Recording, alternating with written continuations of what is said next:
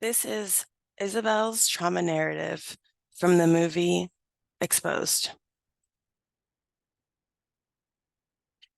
The night that I was attacked, I was out with my brother-in-law, Rocky, and his girlfriend. We had gone out dancing, um, but I was feeling a little bit low and really just wanted to go home. I had been missing my husband, who was on deployment in Iraq, and I really just went out to sort of pass the time. I think Rocky noticed and um, asked me if I wanted to go home. I didn't want him to leave because he was having a good time. So he offered to walk me to the subway station. Um, he doesn't usually walk me, and I don't usually need anybody to, but it was nice to talk and have somebody on the way there. When we got to the subway station, um, there were quite a few people there. I remember seeing a woman cleaning. I saw another man. Um, Rocky um, suggested that I take a knife that was on him. I didn't really want it, but I figured it would make him feel better, so I took it and I put it in my purse. Um, as I entered the subway station, um, it was pretty quiet. Um, the train was going to arrive soon. I had probably 5 minutes or so that I would have to wait. So I wasn't too worried. Um, as I approached the tracks, um, that's when somebody grabbed me from behind. Um, the thing that I remember was that my shoe broke, and I remember wanting to grab um, my broken shoe.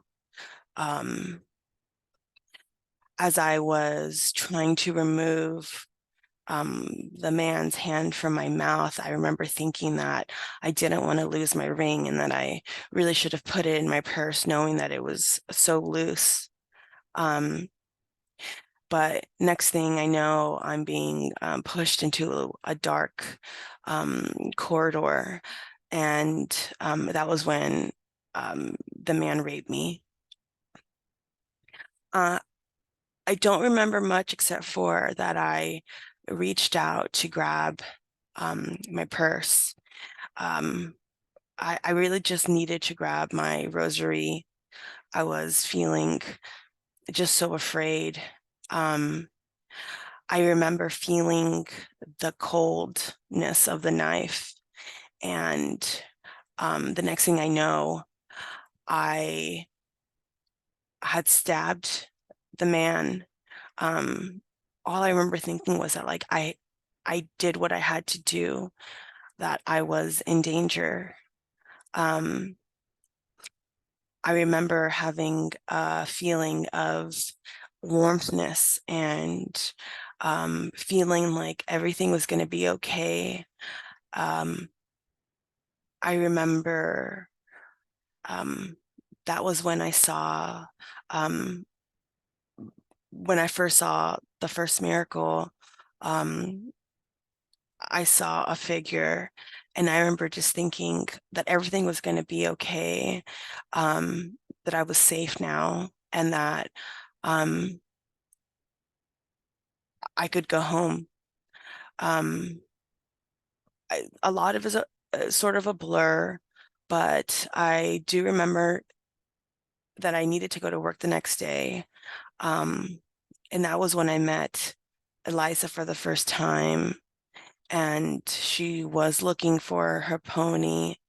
And I remember just thinking that I needed to protect this girl. And I felt so close to her. Um, and I felt so afraid for her. I remember thinking that I needed to get her something so that she could feel good about herself. Um,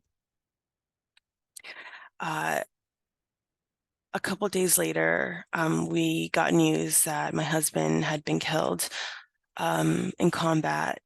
I just remember being distraught. I remember not sleeping well, not eating well. Um, Overall, I just didn't feel well. Um, so when I went to the doctor, I didn't think that um, it'd be anything but something related to not eating or sleeping. When the doctor told me that I was pregnant, I immediately thought that God had given me a gift, um, that He had taken something so valuable for me, so precious, my husband, and He had given me a baby. Um, I remember thinking about the night in the subway. I remember thinking about seeing my guardian angel. I remember thinking that was probably when it happened. That warmth feeling was um, this angel giving me this gift.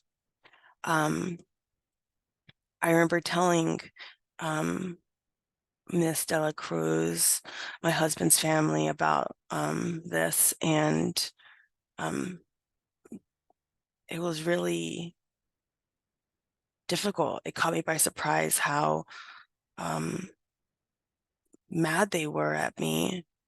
Um, they just didn't talk to me. I was made to leave and go back to my family home. Um, when I got to my family home, um, I remember having this uneasiness of not wanting to be there. Um, I remember being near my dad and just being unhappy, but being with my mother and being happy. Um, that was when I also had another um, experience with Eliza. I remember wanting to protect her. I remember wanting to um, take her somewhere safe, put her somewhere safe, protect her from her father.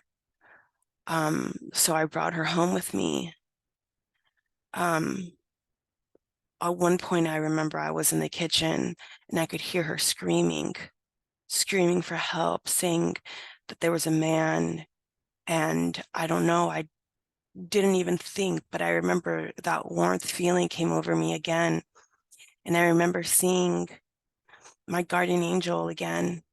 And I remember grabbing a knife and just thinking, I need to protect Eliza.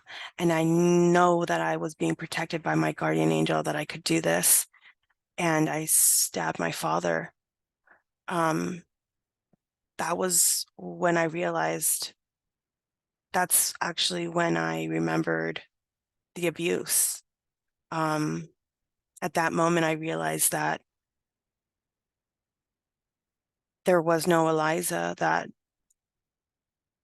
I was seeing myself through her, that I was protecting that little part of innocence that I had left, and that's what Eliza was for me.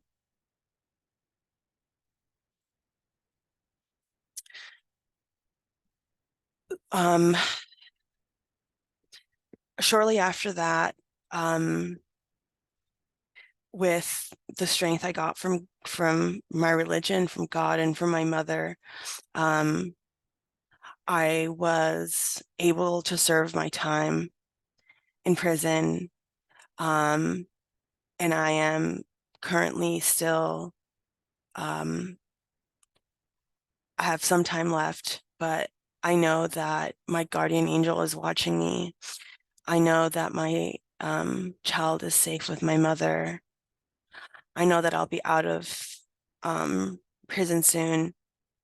Um, but uh, but when I come out, I will have my religion. I will have God there and my mother to help me through this, and I feel safe. This concludes my presentation for Isabel's trauma narrative. Thank you.